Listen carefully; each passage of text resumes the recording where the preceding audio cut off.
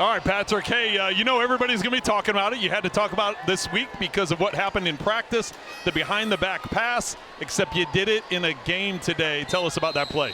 Yeah, I mean, long story short, Travis didn't run the route he was supposed to run, and then it was kind of a behind-the-back pass kind of because I was mad. I was pissed off at Travis. He was supposed to run a flat route. I don't know if you can hear me on the broadcast. I'm yelling at him, and then he doesn't run it. So out of spite, I do a behind-the-back pass, but now it's going to be a highlight. Oh, that's awesome because you just improvised it. Is that what you're telling us? Is it just all improv? 100%. That's what I've been trying to say to everybody. It can't be planned. It's got to be just naturally happen kind of in the groove of things. And so I actually forgot about it until halftime. Someone actually brought it up to me. And it wasn't like I planned that at all or it wasn't a called play. It just kind of happened. Well, you're going to have to talk about it a lot. I have a feeling in the next couple of days you're going to have to address that. Probably the press conference after the game you're going to have to deal with it. And the fact that Travis caught it was a little bit behind. But now that I know it wasn't planned, that makes sense that it wasn't up a little bit because you were just trying to find him at that point. Yeah, 100%. It was, we had a kind of RPO type thing going, and he was the guy I was supposed to throw it to, and then I got stuck with the football in my hand, and I was just like, gosh, darn it, Travis, and I threw it behind my back, and it worked out for us. I'm sure if the mic picked you up, it wasn't gosh darn it. But, yes, you got the completion, you got the first down, you kept the drive alive. A lot of news this year is about the three-peat, getting the opportunity for the three-peat. You go into the offseason, that's the talk. You go into training camp, that's the talk. Talk about this roster and how you guys are going to get it done, trying to make that three-peat happen. I think it's steady progression. I mean, we're not ready yet, and we're still building in the preseason.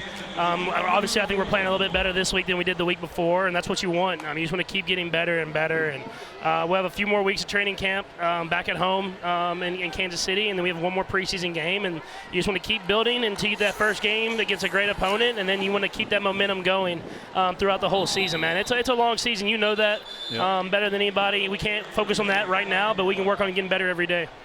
Well, you talk about as a leadership role that you have and what the other guys on the team that have been there and done that. How do you keep these young guys, right? They're coming rolling in, and it's like, okay, you guys just go to Super Bowls and win Super Bowls. How do you keep them in the work ethic and what it takes to get that done?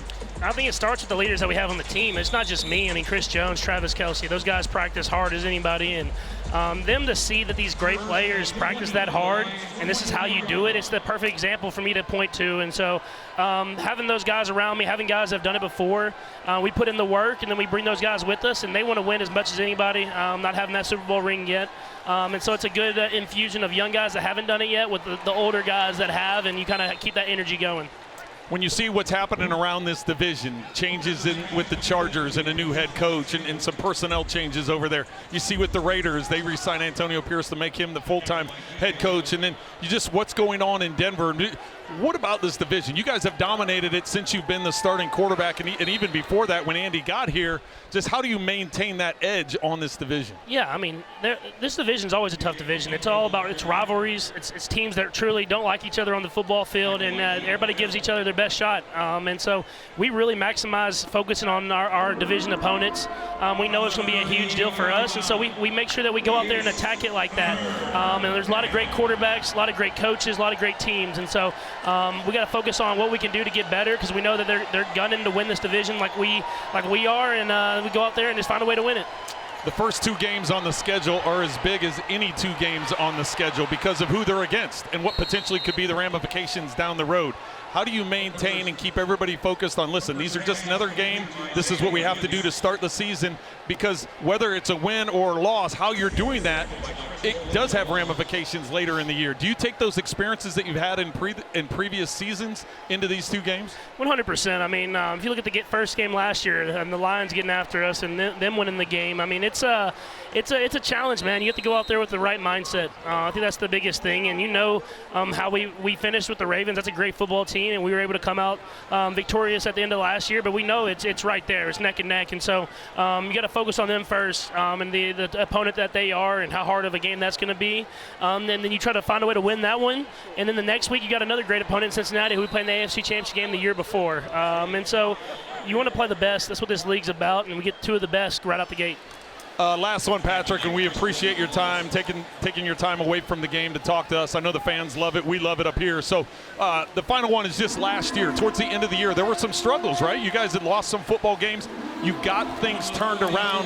How do you take that experience and take into it? Because you've had years where you've been rolling into the playoffs and you just steamroll everybody. You've had years where you've struggled and then got things turned around at the right time. How do you share that with the guys, especially the young guys? Yeah, I think first off, you just take it, like I said, day by day. I mean, I know I preach it and I say it a lot. It sounds cliche, but one game isn't going to really define you. It's about how you play and practice every single day and every single week. And you want to build that momentum. Last year wasn't fun. I said that right when training camp started, but it was fun at the end. So I think if you have that process and you build that momentum throughout the entire season, however you end the season is where you're really going to know how that season turned out. And so we'll just kind of work on this week of practice, and then we'll get into the next preseason game and take it from there. I love the fact you said last year wasn't fun. You added more jewelry to your collection, so that's a great thing to do. Patrick, we appreciate your time as always. Thank you for being so generous with your time and coming on to talk to us, and good luck this season. Yeah, appreciate you. That's great stuff. Quarterback to quarterback. Trent Green and Patrick Mahomes.